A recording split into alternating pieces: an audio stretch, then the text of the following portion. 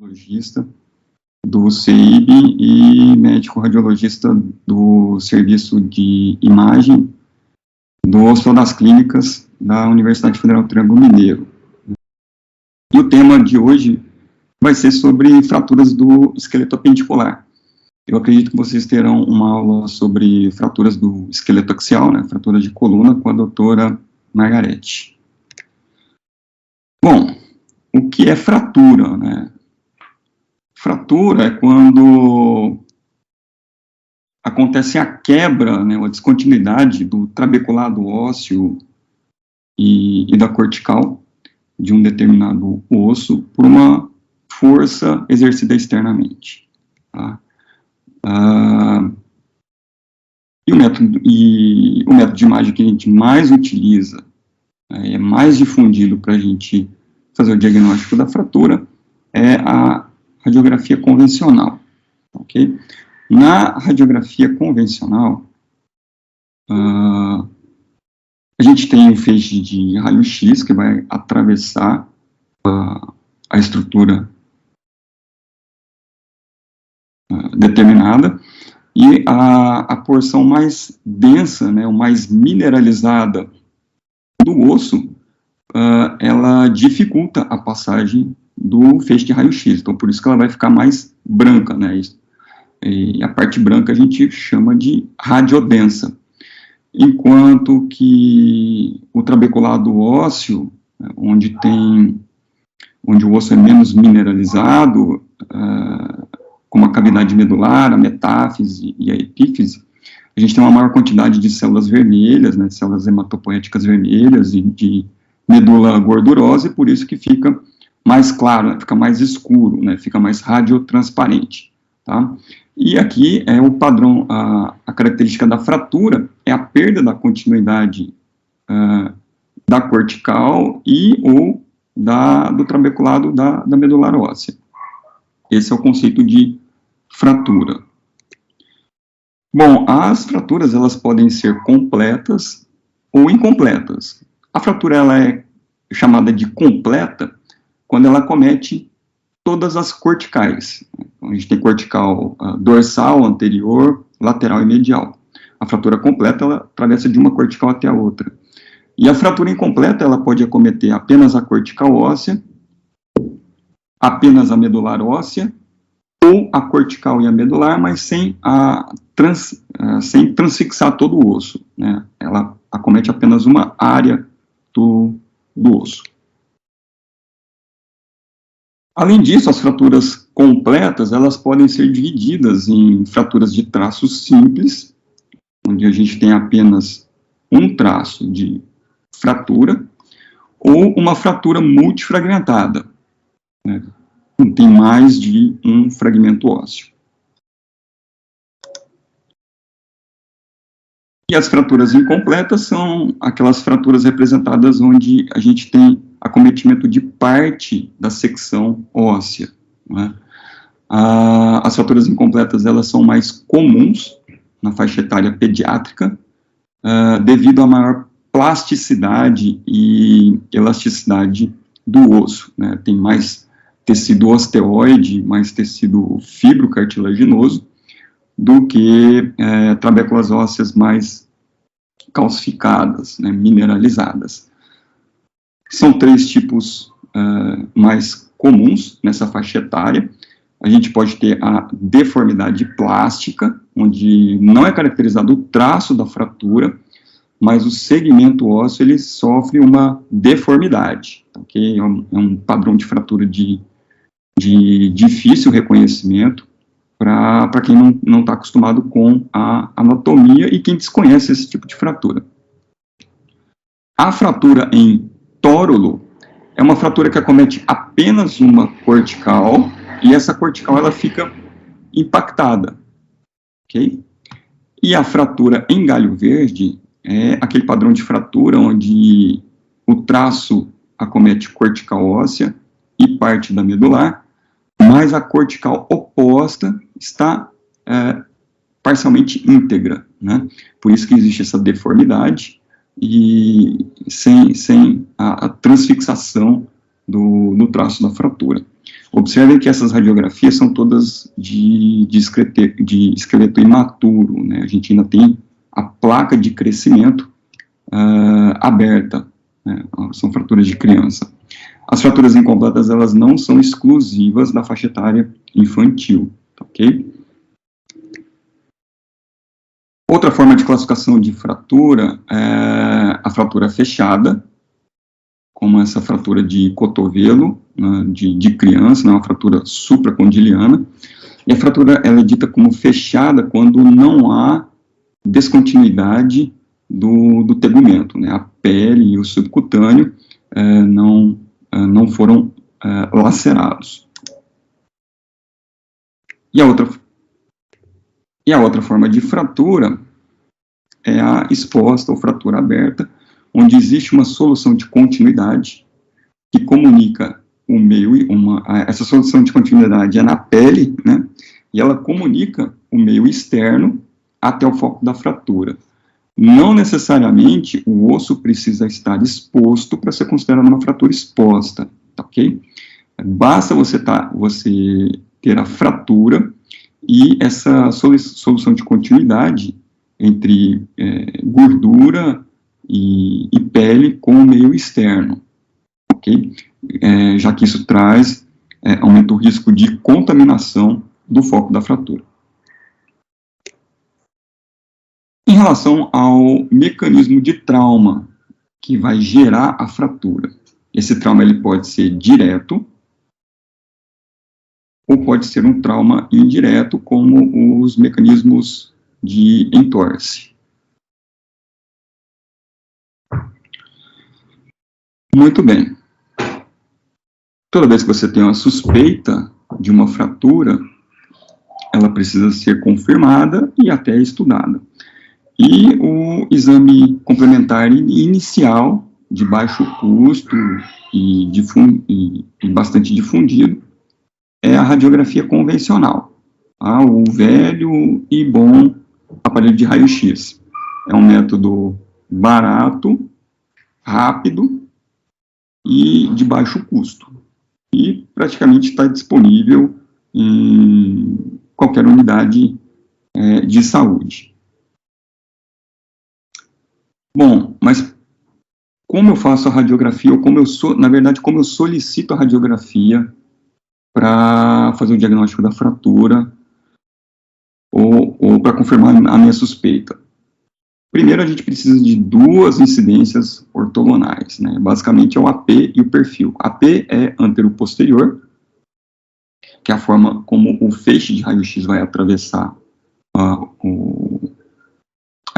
o órgão, e o perfil, né, também, que é o plano sagital. Se possível, deve-se incluir duas articulações adjacentes à fratura. Claro, se a fratura for de punho, basta fazer a radiografia do punho, mas se a fratura for do antebraço, da coxa,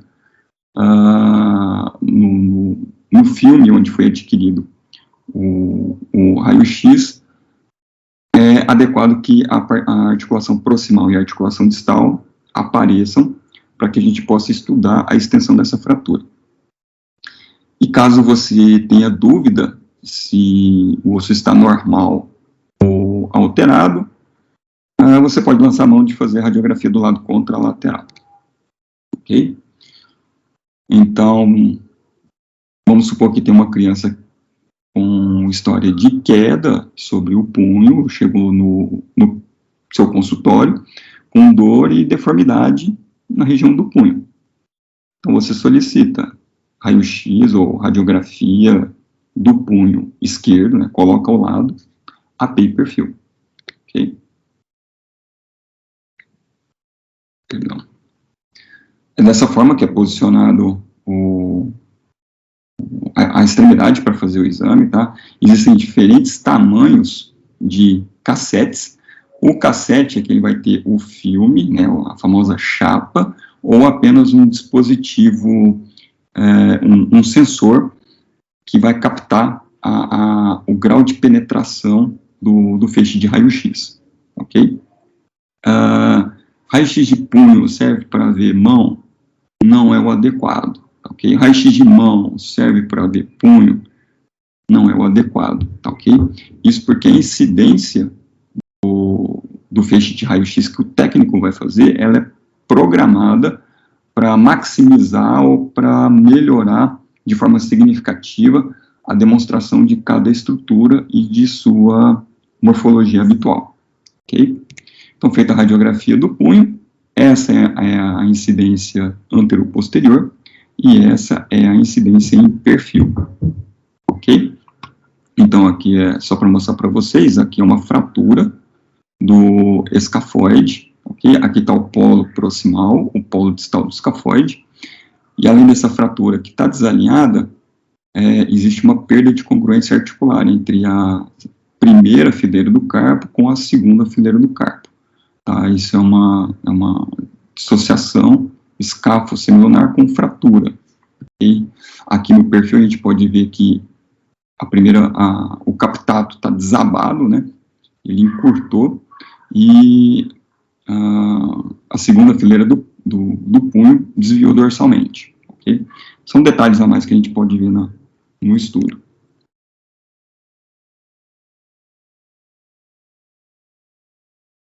No caso da mão e do pé, a gente tem, são extremidades particulares, devido ao arco plantar e ao arco palmar, né, onde os metacarpos e os metatarsos ficam angulados, a gente lança mão da incidência em oblíquo, né, é uma incidência a mais, para fazer junto com o AP e o perfil, para melhor avaliação dos metacarpos e metatarsos. Tá?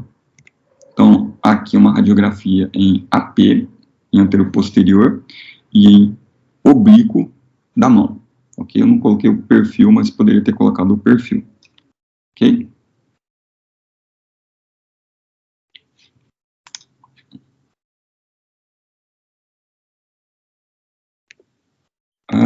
No caso dos segmentos ósseos, antebraço, braço, coxa e perna.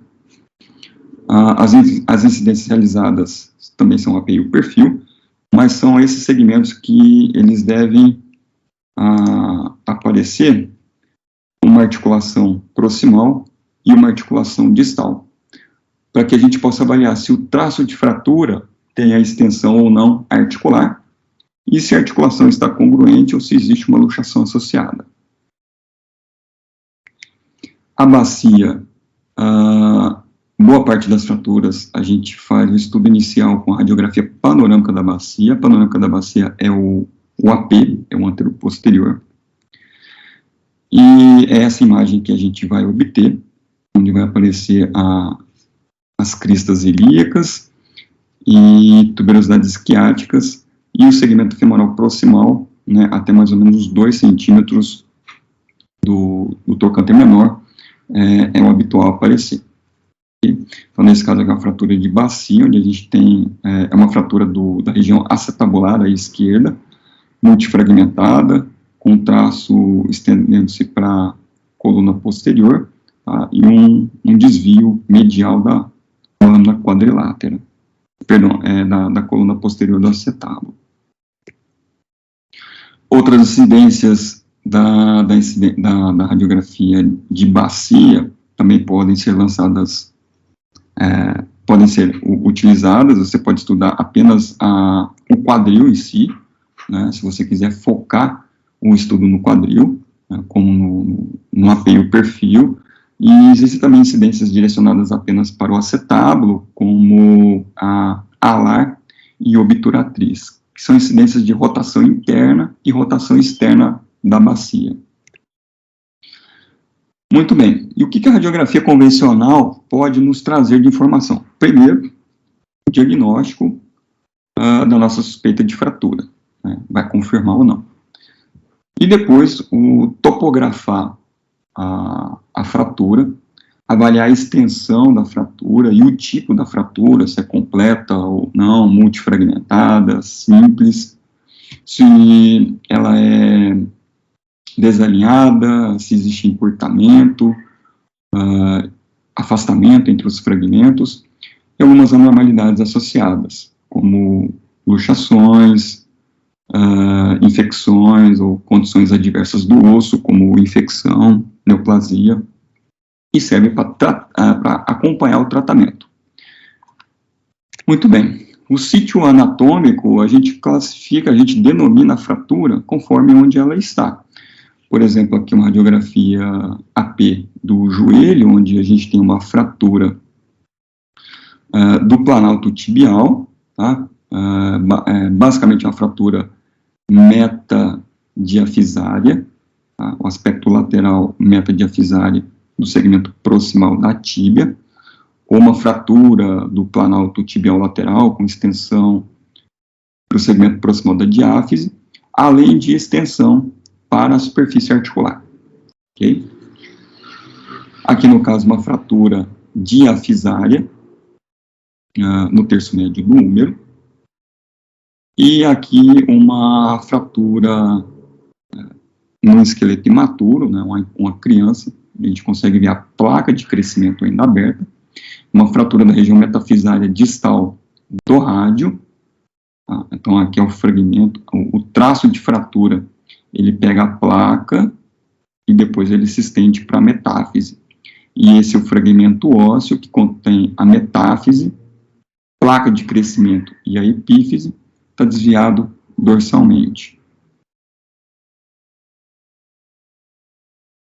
O alinhamento ou não dos fragmentos, nesse caso, uma fratura da região metafisária distal do punho e da região metafisária distal da una de uma criança, ok? Aqui é a placa de crescimento, onde essa fratura está impactada, certo?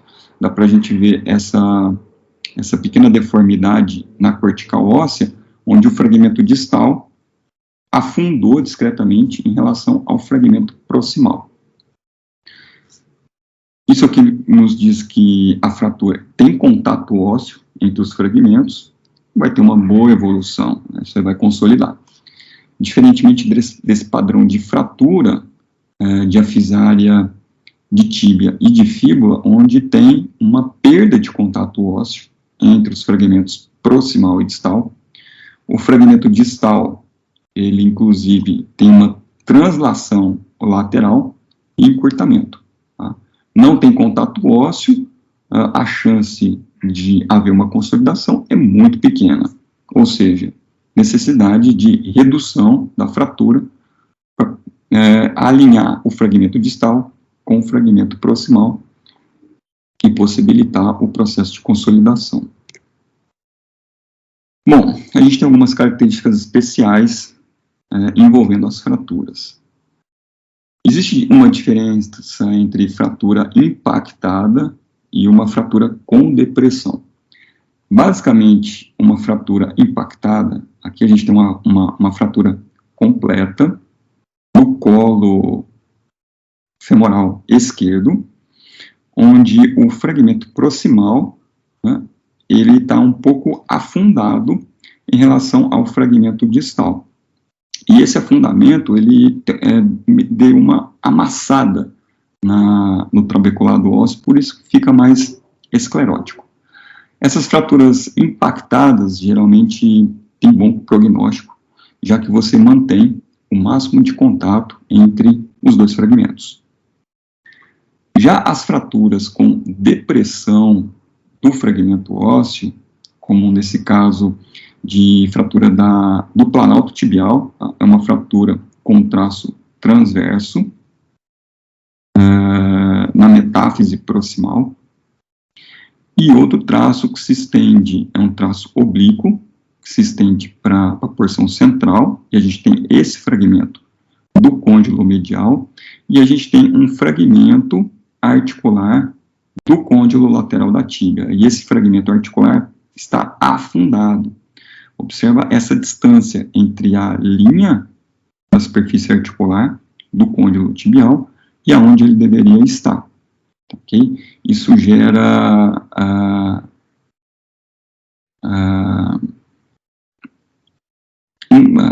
esse desalinhamento de fragmento gera uma sequela, né, já que você tem uma perda da congruência da superfície articular, e se isso não for corrigido, há uma grande chance de evolução para artrose, né? E além de artrose, dor e outras complicações inerentes ao tipo de fratura, né? É uma fratura de pior prognóstico para o paciente em relação a esse padrão de fratura. Okay? Outras características especiais são as fraturas avulsivas, ou avulsões de fragmentos ósseos. As avulsões, elas acontecem nas regiões de inserção e de origem de tendões e ligamentos. Okay? Uma força de tensão de tendão, uma força de tensão ou tração do ligamento vai destacar, vai arrancar o fragmento ósseo onde esse tendão está inserido. Ok?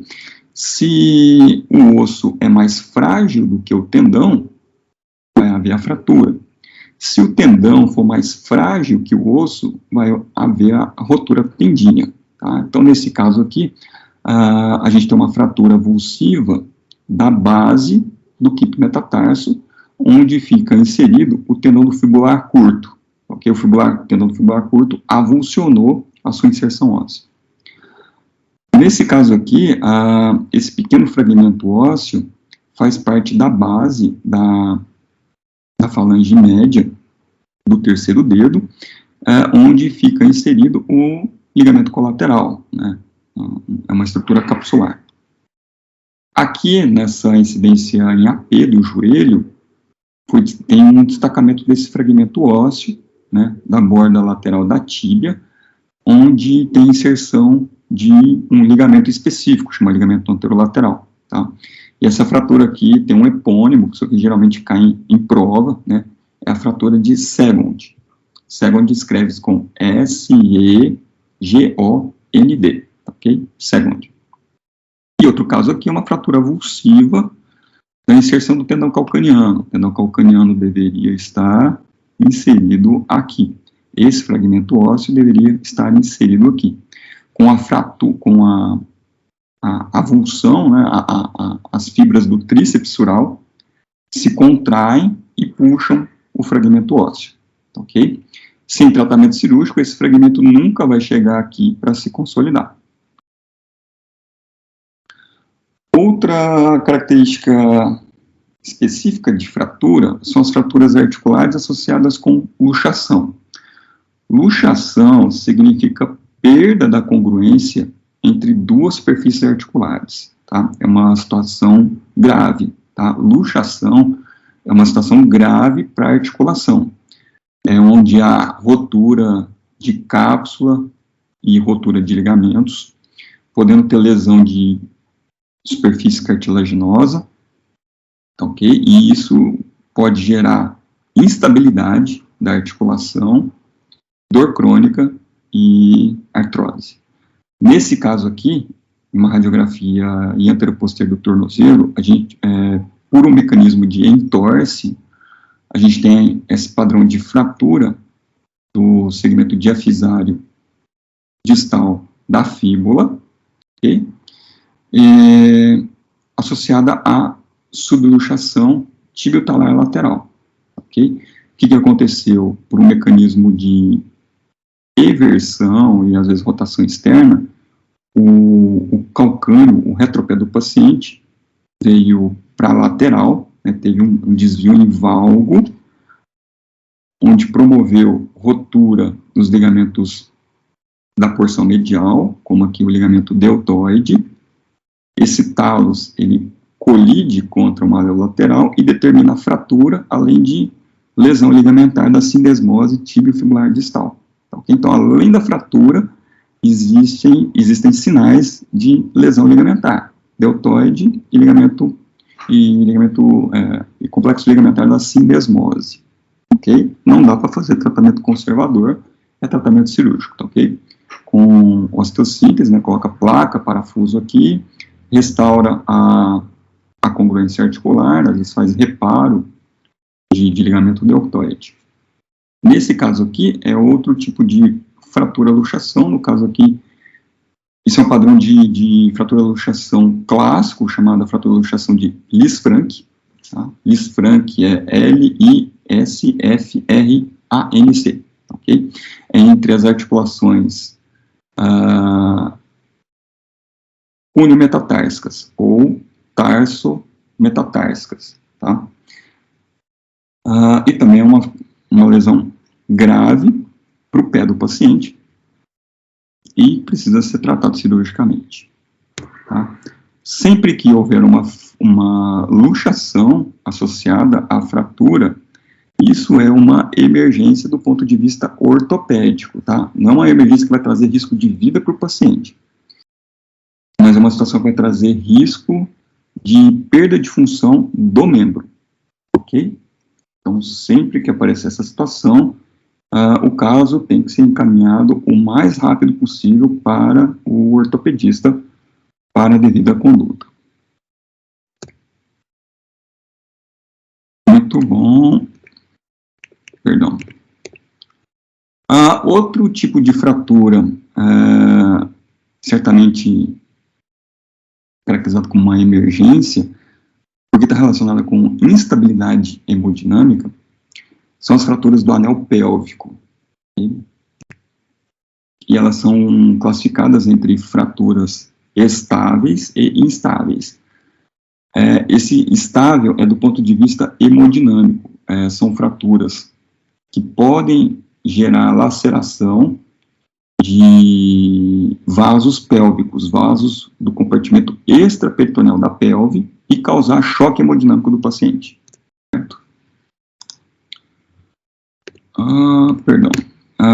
E quais são os padrões para a gente diferenciar se uma fratura do anel pélvico é estável ou não? Se houver uma diástase, um afastamento da sínfise púbica superior a 2,5 cm, ok? O alargamento do espaço articular de sacroiliaca, tá? E aí basta um espaço articular alargado, ou direito ou esquerdo, ou se houver o desvio vertical da sacroiliaca, que a gente chama de cisalhamento. Então, aqui a gente tem um quadro, acho que, se eu não me engano, esse quadro aqui é do livro do ATLS, da última edição. As fraturas estáveis são fraturas onde há compressão lateral do anel pélvico. E, geralmente são fraturas onde vai ocorrer fratura dos ramos púbico ou isquiopúbico, fraturas do acetábulo, fraturas de asa do ilíaco ou até mesmo fraturas da asa sacral. Mas esse tipo de fratura vai preservar o complexo ligamentar da sacroiliaca e da sínfise púbica. Diferentemente do padrão de fratura instável, onde o mecanismo de trauma vai ser de anterior para posterior, onde vai haver uma disruptura, né, uma disjunção da sínfise púbica e abertura das sacroiliacas. Isso aqui é o padrão de fratura em livro aberto, né, um termo mais clássico. E aqui uma fratura com cisalhamento, por trauma de cisalhamento, ou desvio vertical de uma hemipelve. Mas vai haver rotura, junção da sínfise púbica e rotura do complexo ligamentar de sacroiliaco. Okay? Muito bem. Então, para a gente... essa radiografia aqui ela é muito importante, porque ela faz parte da rotina do ATLS. Tá? É um exame para afastar que o choque hemodinâmico do paciente não esteja associado a fraturas do anel pélvico. Certo? Então, são essas três principais estruturas que a gente precisa observar quando a gente avalia uma radiografia panorâmica da bacia no trauma, tá, do paciente. As articulações sacroiliacas, tá? Então, aqui a gente tem a asa do ilíaco, a região supraacetabular, aqui a tuberosidade isquiática, ramo púbico superior, ramo púbico inferior, tuberosidade, aqui na verdade a tuberosidade isquiática, e aqui a espinha ilíaca posterior, ok? E a sínfise pública. Então, articulações sacroiliacas e sínfise pública são o nosso alvo. Ok. Aqui a gente tem uma fratura de padrão estável do anel pélvico, apesar de ser uma fratura multifragmentada da região de coluna posterior do acetábulo, estendendo-se para a região do ramo isquiopúbico, inclusive com desvio. Esse padrão de fratura não está relacionado com choque hipovolêmico, tá? Ele não é capaz de gerar laceração de vasos importantes da cavidade pélvica. Já esse tipo de fratura pode sim. E essa aqui é a famosa fratura em livro aberto da bacia, tá? Então a gente observa que tem uma perda da continuidade da articulação sacroiliaca esquerda, um importante alargamento do espaço, tá? E um importante alargamento da sínfise pública, tá? Uma importante disjunção de sínfise pública.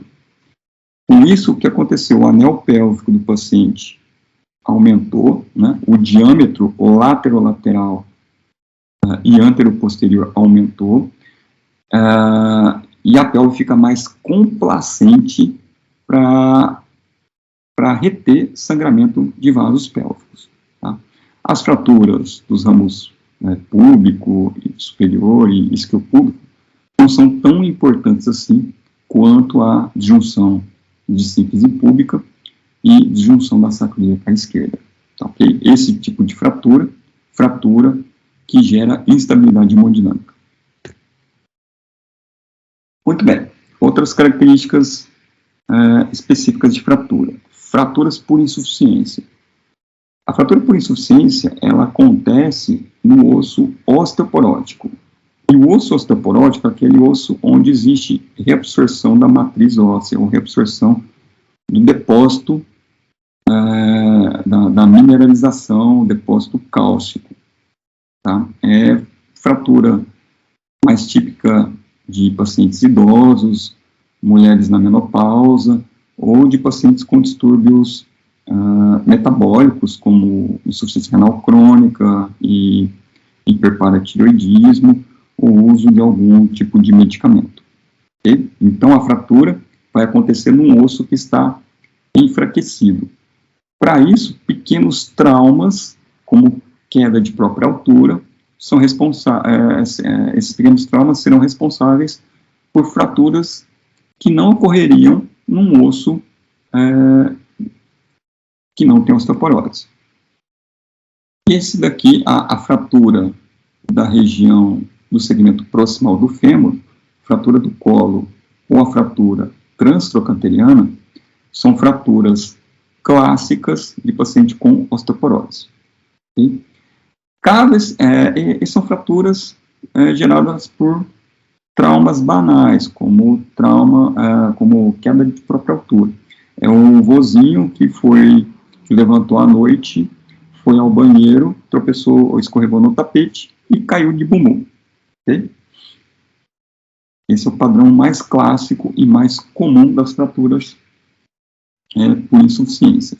O outro local mais comum de ocorrência é na coluna vertebral, tá? Coluna vertebral torácica baixa e lombar alta.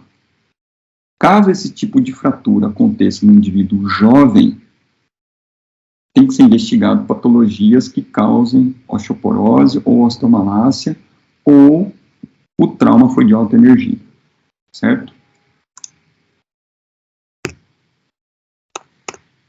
O nosso próximo tipo de fratura é a fratura de estresse.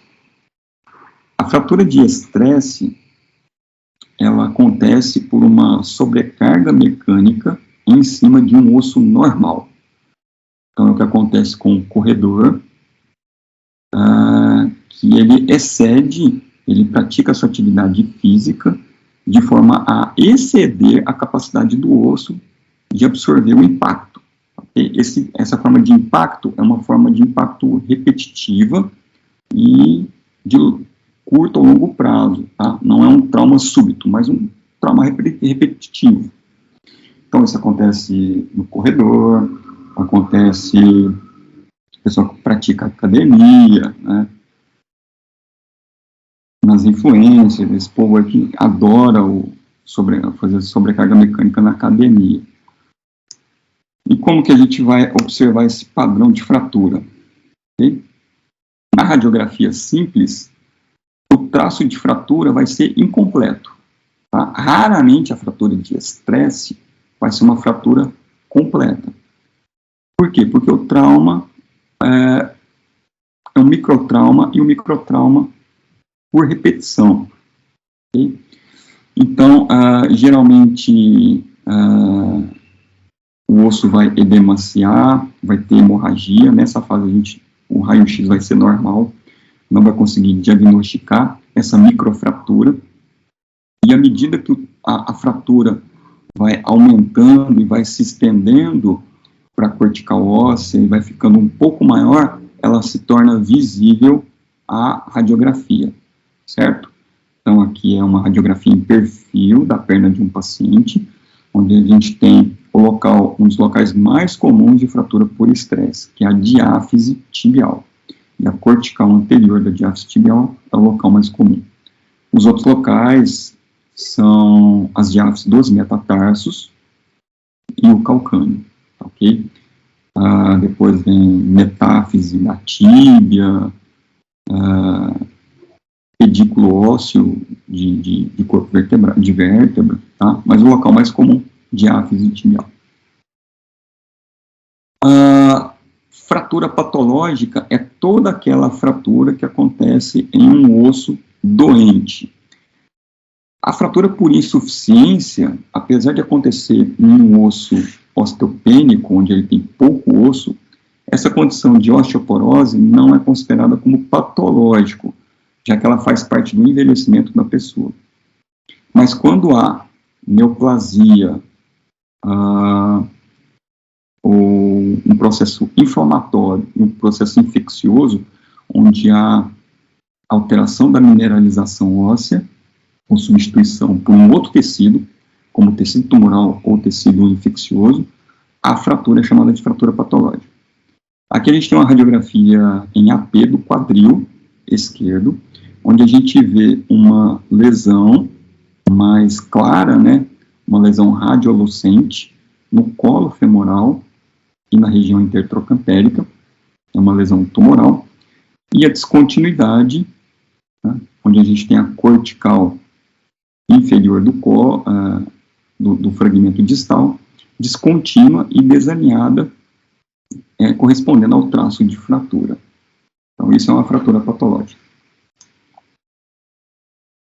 As fraturas na faixa etária pediátrica, né, onde acomete a extremidade do segmento ósseo próximo à superfície articular, onde a placa de crescimento ainda não foi fechada, são fraturas específicas, e a importância dela é que alguns tipos de fratura podem evoluir com deformidade após a consolidação. A deformidade, ela acontece devido à lesão da placa fisária e formação de ponte óssea precocemente no local da fratura. Então, o local onde teve a fratura e a formação da ponte óssea no estágio de reparação de consolidação, essa parte da placa de crescimento não vai ter a capacidade de crescer.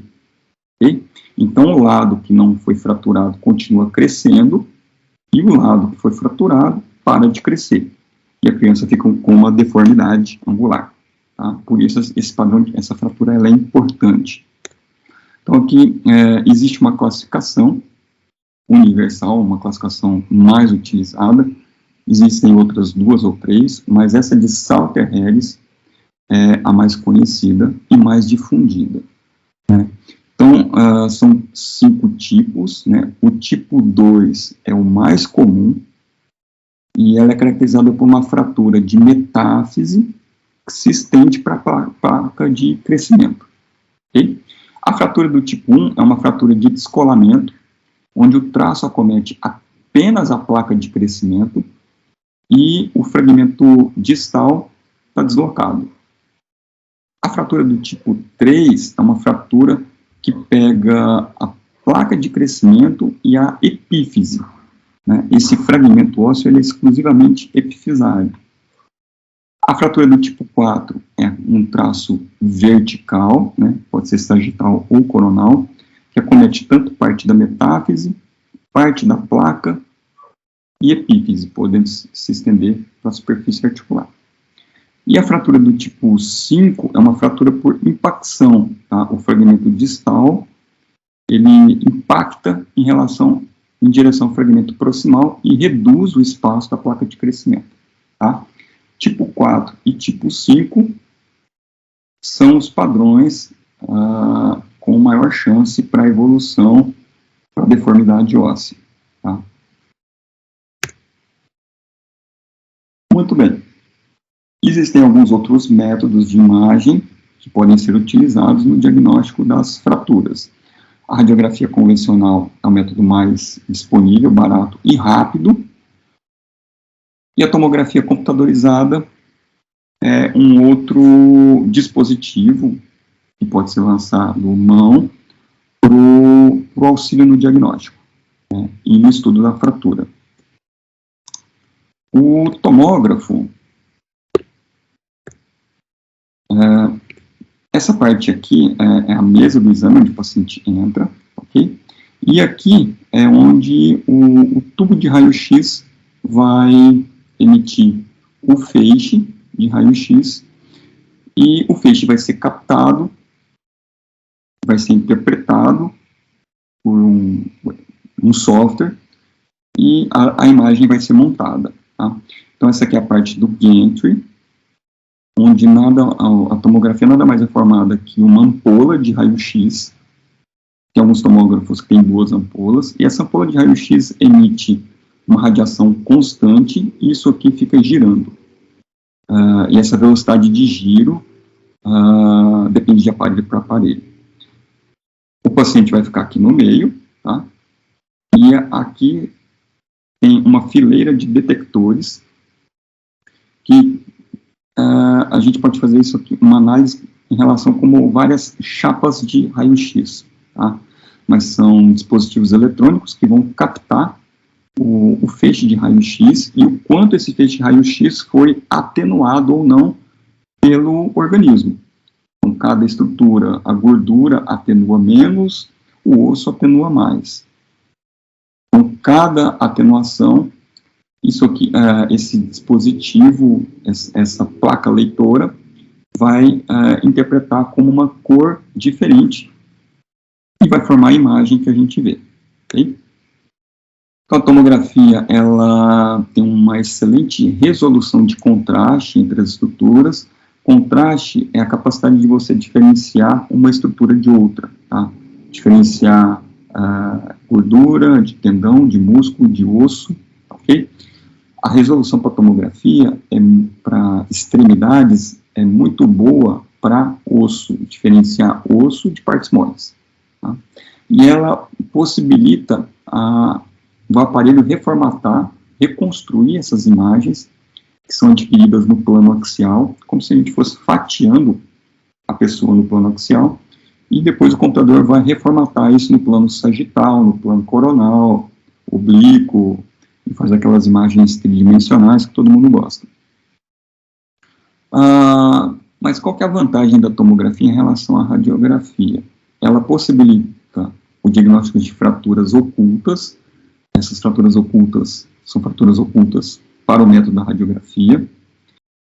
Permite avaliar melhor a complexidade das fraturas, extensão para a superfície articular, desvio e a programação cirúrgica, e a avaliação de partes moles adjacentes, se essa fratura estendeu, se tem encarceramento de tendão, se tem derrame articular, se tem hemorragia. Isso tudo é possível através da tomografia, tá?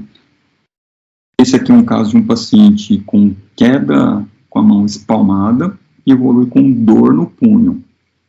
A radiografia simples em AP e perfil, aparentemente normal. O paciente persiste com punho, com dor no punho, foi feito o estudo tomográfico, aqui é uma janela óssea, a janela óssea, as estruturas ósseas ficam mais evidentes em relação às partes moles, e o diagnóstico aqui é a fratura do tubérculo do piramidal, okay? Que não seria possível avaliar essa fratura pelo método convencional, pela radiografia convencional.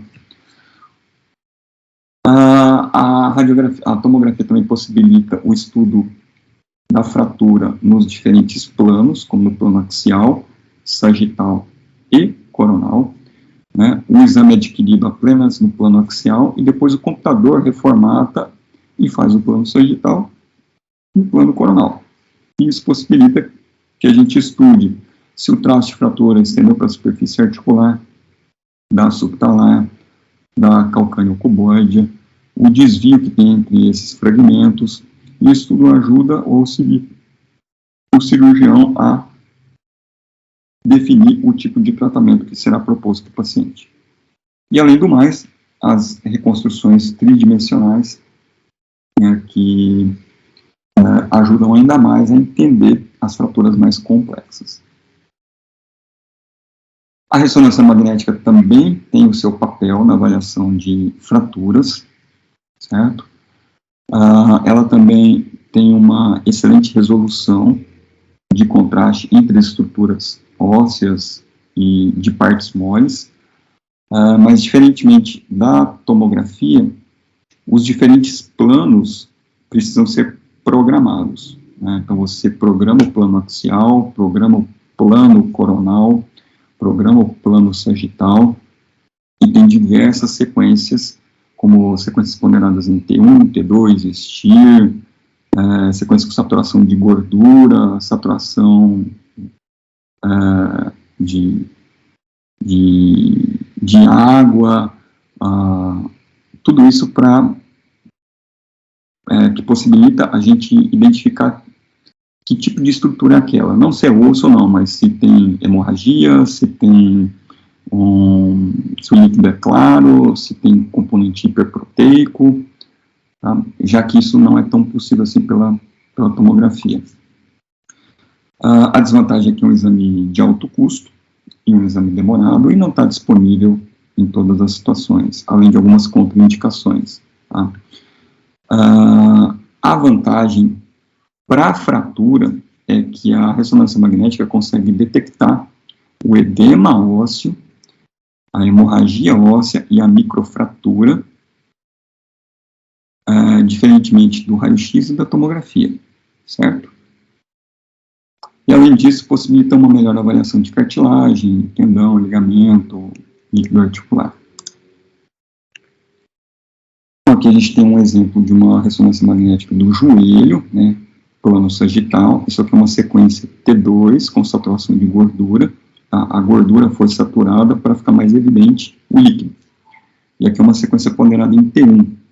No T2 o líquido fica claro, que a gente chama de hiperintenso, e no T1 o líquido fica escuro ou acinzentado, a gente chama de hipointenso. E a ressonância permitiu o diagnóstico de uma fratura por estresse do planalto tibial, onde a gente tem a fratura com baixo sinal no T2 e no T1, e o edema ósseo, né, que brilha no T2 e fica mais escuro no T1. Esse tipo de fratura, ele não é possível o diagnóstico pelo raio-x simples, pela radiografia convencional, nem pela tomografia convencional. Ok? Eu falo tomografia convencional porque agora não, há uns 10, 15 anos já tem uma tomografia chamada tomografia de dupla energia. Ela emite intensidade diferente de feixes de raio-x e é possível identificar a identificação do edema ósseo, tá? Além de outras estruturas. Mas é um aparelho de tomografia que tem quase o mesmo custo de aquisição de uma ressonância. Tá? Uma tecnologia que ainda precisa ser barateada. Muito bem, então comparando tomografia e ressonância, quais são as vantagens e desvantagens de um método em relação ao outro. A avaliação da cortical óssea, ela é bem melhor, ou bem mais feita, através da tomografia. Já a avaliação de partes moles, ela é melhor avaliada pela ressonância magnética. A presença de material metálico, como placa, parafuso, pode determinar artefatos de aquisição da imagem na ressonância magnética. Né? Todo material ferromagnético pode distorcer o campo e distorcer as imagens, e isso prejudicar o exame. Tá? A tomografia é um exame rápido, e da programação até o final do exame, para a fratura, pode demorar de 30 segundos a 2 minutos. Já a ressonância magnética, esse estudo pode demorar de 20 minutos a 40 minutos, dependendo da estrutura. Ok? Então, a ressonância é um método mais inviável para aqueles pacientes agitados e com instabilidade hemodinâmica. Muito bem. E, além do mais, os métodos de imagem permitem evolução, permitem a gente acompanhar as fraturas. Tá? O objetivo do tratamento da fratura é que haja a consolidação, né, a cicatrização da fratura. A fratura, ela demora para consolidar. As regiões metafisárias podem ter a consolidação completa, ou uma consolidação mais estável, entre 6 semanas e 8 semanas. Já segmentos diafisários podem demorar até 6 meses para haver uma consolidação estável clinicamente. Okay? As formas de consolidação, elas podem ser primárias, quando a ossificação, a consolidação, ela se inicia no osso endosteal e vai para a periferia, né? Vai de dentro do osso para fora. Ou pode ser uma consolidação secundária, através da formação do calo periosteal, tá? Onde essa consolidação ela surge de fora para dentro, através do periósteo. E o que a gente pode ter de complicação nas consolidações? A consolidação viciosa é todo aquele reparo ósseo com desvio angular insatisfatório, ou que cause deformidade óssea. É chamada de consolidação viciosa. A consolidação tardia é todo aquele tempo a mais que você esperaria para que o foco da fratura consolidasse, mas isso não aconteceu. Então, aqui no caso, a gente tem uma fratura diafisária, metadiafisária distal da fíbula, fixada com placa e parafusos. Os parafusos mais distais começaram a se soltar e o traço de fratura ainda está presente, apesar de começar a formação de uma reação periosteal. Enquanto a fratura do maléolo medial, o traço praticamente já foi obliterado. E a não consolidação, ou pseudartrose, é quando o osso não sofre o reparo esperado para aquele tempo.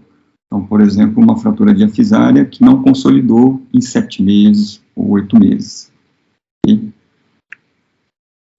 As pseudartroses ou não consolidações têm padrões diferentes. Elas podem ser hipertróficas, né, onde há um excesso de mobilidade entre os fragmentos ósseos, ou elas podem ser oligotróficas e atróficas, onde o fator causal é a deficiência de vascularização. Chega pouco sangue nesse foco para gerar o processo de consolidação. E outro padrão é a fratura infectada. Então, aqui um exemplo de pseudartrose hipertrófica, onde ambas as extremidades do fragmento têm uma neoformação óssea, o osso fica espesso, engrossado, tem reação periosteal, mas o foco da fratura ainda é visível, tá? A causa da pseudartrose hipertrófica é hipermobilidade do foco da fratura. Já a fratura oligotrófica, como no caso dessa fratura diafisária de fíbula, ambos os fragmentos ósseos sofreram reabsorção óssea, tá? Tem perda de contato, a fenda do foco da fratura está presente e praticamente não teve nem reação de periósteo e nem hipertrofia óssea reparativa, tá? E a principal causa é a deficiência de vascularização. E o outro padrão de outra complicação da consolidação ou da pseudartrose é quando há infecção do foco da fratura. Isso é comum nas fraturas expostas ou naquelas fraturas que precisam ser abordadas cirurgicamente, tá? Isso aqui parece um padrão de fratura hipertrófica, como se fosse uma pseudartrose hipertrófica, mas o osso começa a ficar rarefeito, tá? Onde tem a neoformação óssea, começa a ficar rarefeito, e o paciente vai ter sintoma de infecção, né? A pele fica quente, vermelha, e pode apresentar até um trajeto fistuloso com drenagem de secreção.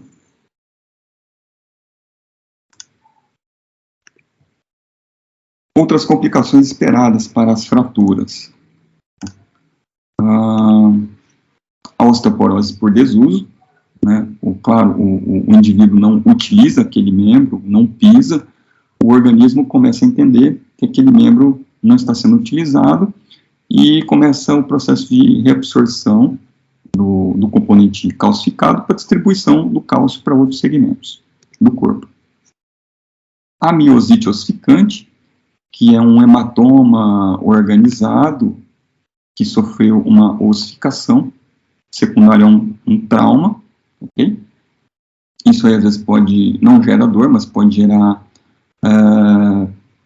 inicialmente isso aqui é doloroso, mas a longo prazo, essas ossificações elas podem gerar, pode atrapalhar a amplitude de movimento dependendo da topografia. Okay? E os distúrbios de crescimento, quando as fraturas acometem a placa de crescimento na faixa etária pediátrica, ok? Então, observem, aqui é uma fratura diafisária de fíbula, e aqui é sequela de uma fratura da extremidade distal da tíbia. Essa parte da placa de crescimento fechou antes da hora. Então, a fíbula, a fratura da fíbula aconteceu na diáfise, não acometeu a placa de crescimento, a fíbula continuou a crescer e a epífise da tíbia não seguiu esse crescimento. Isso gera uma deformidade em varo, né, do pé. Da mesma forma, essa fratura aqui do tipo 4, né, de Salter Regis, onde a placa de crescimento foi lesionada, o processo de reparação ossificou e ela deixou de crescer, okay? Gerando até encurtamento do membro.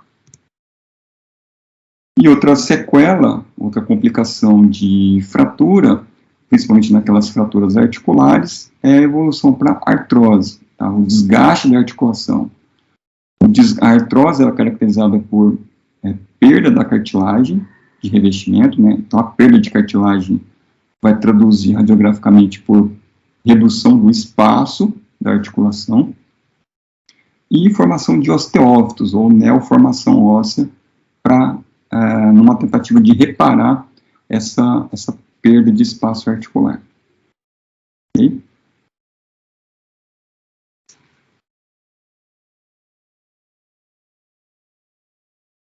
Muito bem, era isso que eu gostaria de mostrar para vocês.